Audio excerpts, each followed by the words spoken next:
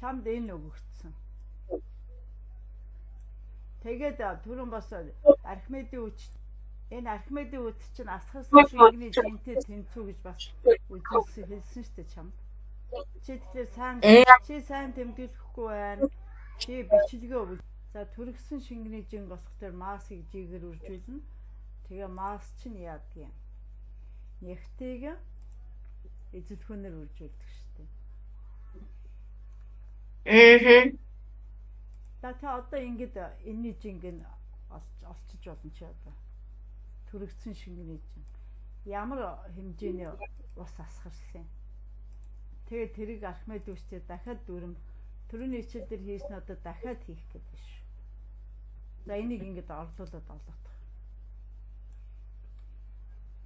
Тийм. Энийг олгох. Үржих нь. Үржих нь 10. Яг тэнцүү 10 юу юм бэ? 10 нийтийн хувийнх нь килограмм. За. Тэгээд килограммтайгаа хурагдаад 10,000 нийтийн хувийнх нь метр куб болно. Ой, болоог байгаа шүү дээ. Чи яг докторд энэ одоо эзэлхүүн энийг метр куб хэлжээ.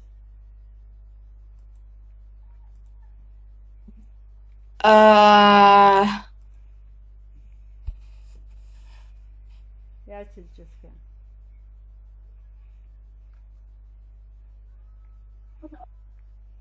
Ингээ өдөр болгонд ер нь нэг юм дахин хийж шүү. Хинэ. Метр куб те.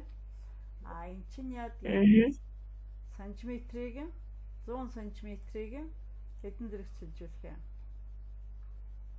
3 удаа. 3 удаа юу?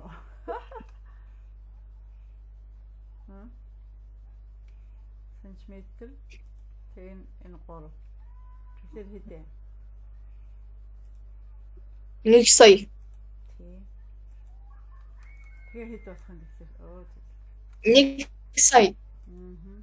Сая юу юм? 1 сая метр куб. 1 сая метр куб.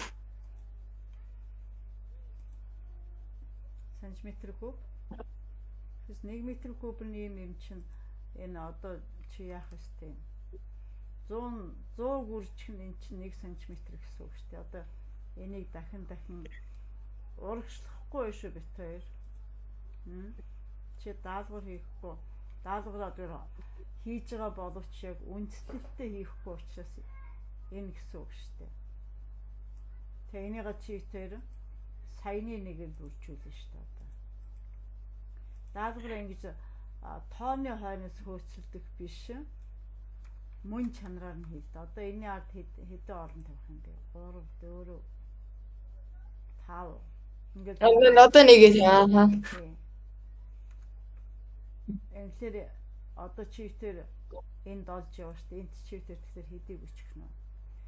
2 орон хасагдсан шүү дээ, тийм үү? Тэгэхээр таслын ардаас 0.10,000-1. Тий. Дахин хиймэргүй байна. Чи яг ингэж хийх ёстой. Зүгээр тэр ангидаа багшийнхаа хийж байгаа аргаар хийлээ чи тэрэндээ нэг гүйцэд хийхгүй болохоор чи ингэж автаад байна шүү дээ. За энэ ингээ хэд гарах юм? Хурагдах юм хураагч. Энд 1 2 3 4 энд 1 2 4 энд яаж юм агш яг нэг 10 гарч ийн. 10 нөгөө 10 биш яг нэг гарч ийн агш яг нэг гарч ийн. Гэрийн даалгавар хийн энэ төрөгцсөн усны шингэн. За одоо Архимедийн үуч нь олгох төлөвч. Одоо энийг яг чөөр болгох. Тэгээд төрөгцсөн шингэн гэсэн. Тэгэхээр энэ хоёрт ялгаа байна уу энэ? Төрөгцсөн шингэний жин болох Архимедийн үуч шиг болох хоёрт энд ялгаа байна уу? Баггүй. Байхгүй. Тийм. Тэгэхээр чи Архимедийн үуч чи хэд гарах ёстой юм? 1 л гарах ёстой. За эндээс нэг дүрм бичээд юу тэнцүү байдаг вэ? Энийг би хэлээд чи өөрөөсө тогтоохгүй юм байна. Одоо энэ хоёр дээр тэр 2 ба 3 хоёр дээр чи нэг дүгнэлт хийгээдтэй.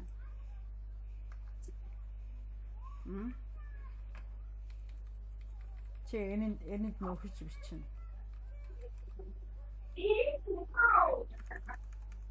Одоо энэ саяны хоёр олсон дээр энэ жинэн жинэн шингэнээс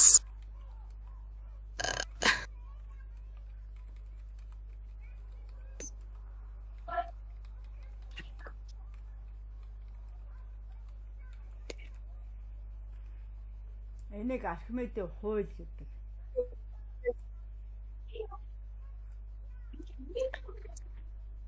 Энийг нөхөд бичээд.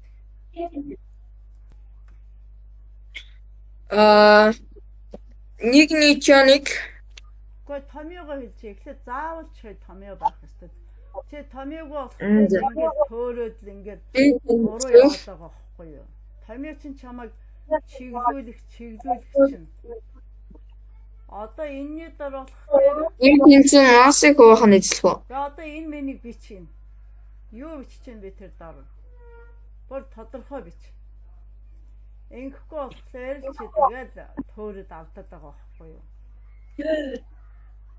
Энд юу гэх? Биомас тийм үү? Энд одоо биеийн эзэлхүүн чинь төрөгцөн шингэний эзэлхүүнтэй тэнцүү. За. Одоо энд ингэж бичнэ хоёулаа. Энийг маш нарийн биччихэ. Багш чинь та нараас үзэхгүй байгаад энэ чи ийм аюулд хүргээд байгаа байхгүй юу? Тэгэхээр тоо хариу олоод байна гэдэг чинь энэ бие эзэлхүүн. Одоо багш чинь муулаад байгаа юм шиг. Ер нь бол тоо хариунаас илүү дунд нь бас дүрм үзэх ёстой байхгүй юу? Энэ. За тий одоо энэ чинь энэний оронд